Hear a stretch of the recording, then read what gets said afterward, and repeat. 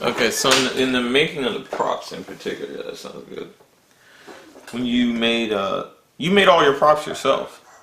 Like there's very little in the way of special effects as far as like CG animation. Yeah, there's not too much CG in the film unless Frank can, I don't know, pull a rabbit out of the hat. But and Frank Salinas is our effects guy. But yeah, there's a lot of yeah. I built most of all I built all the costumes. I mean, I had a few people, Barbara, Bassinger, give me a hand sewing a couple different items. My wife, of course, Carrie, helped me sew a couple items. But hell, my grandmother showed me how to sew, so it came in handy for the film. Mm-hmm. So I was able to construct most of the costumes because I couldn't find anybody else to build them. Kent Morris would draw a few of them, and like Tyrus's and stuff. Captain Tyrus ended up, make that one and stuff like that. But yeah, I ended up building pretty much all the costumes. Donato gave me a hand building, the armor, pounding it out. I would lay out all the designs, and he'd, cut it out, and we'd pound it, and I'd make rigs on how to, put the little channels in them, because it was all handmade. Everything was handcrafted for the film, everything. And then all the lightsabers, I made all the lightsabers. Donato made a couple for the film as well, but the majority of the ones that you see on film, I constructed myself, along with, virtually all the props and stuff like that. Donato built the War Room cave set, him and I, a couple friends, came out, but it was mostly Donato, give me a hand building the War Room, and then the War Room table as well. So it was just a couple guys, really, mostly, that built the whole project, And then I built the dragon and the fortress on my own and all that other good stuff, But, how long did that take to do all that stuff? Because obviously you had to do that before you started filming. So how long did it take to get all the props and the sets and costumes and everything? It took about a year to get everything gathered up and built. Because pretty much everything's crafted for the film. I mean, there's not too much that was store-bought. I mean, if it was store-bought, it was modified heavily to disguise whatever it was.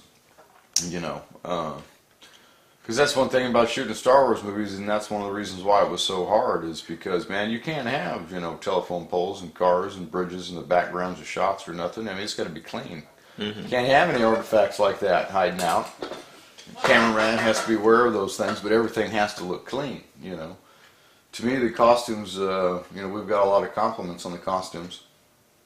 So at least I guess, we did a good job in getting them made, Most of the complaints have been that Bane has hair, and that he's not bald, and that Virus isn't who they think she is, right? She's... What do you mean by that? Well, Bane's got two apprentices, I guess, I can't remember the name, Xana, Githany, or whatever they are, but that's in the books, right? No, there's nothing in Resurrection from the books, so Virus, they have no idea, not till they see the film, you know what I'm saying, mm-hmm. who she is. They think they know who she is, but they don't know who she is, so that's just the way it is. What was your favorite part about doing this? Learning. Yeah, that would be my favorite part. Learning all. Just learning in general, or you're talking life lessons or lessons expanding my mind? No, learning everything, every facet of filmmaking. Period. It doesn't matter what it is, the writing, the editing, prop construction, set construction, acting, it doesn't matter what it is. I like all of it, I get into it. So, just like everything that I've done in life, I try to learn everything I can about it. And you'll never learn everything, you're always learning something. I learn something new all the time, almost every time I pick up a camera or something, But yeah, that's what I dig. Learning that and meeting all the people and stuff like that. You find who you can work with, who you can't work with. you know what I'm saying? Some friendships you build are really good, and other ones are just, see you later, get the hell out of my hair. But other than that, you know, learning. I like learning. You know, it's been a good learning experience. You know, for me, because I'm a private mother, so I don't get out much. You know, I'm a recluse, so you know I stay away. Why Star Wars over Star Trek? Because Star Trek, we need a ship. We couldn't afford to build a ship. But Star Wars, I could, you know, if I sent them on a mission and it was done in caves, it all fit. You got to remember that it's in the backstory that you know that there's been 7 battles on the planet of Roshan, right? And that the Sith have already been driven underground. They're in caves. You know, I kept that concept. It's in the film. You know, they're on the same planet.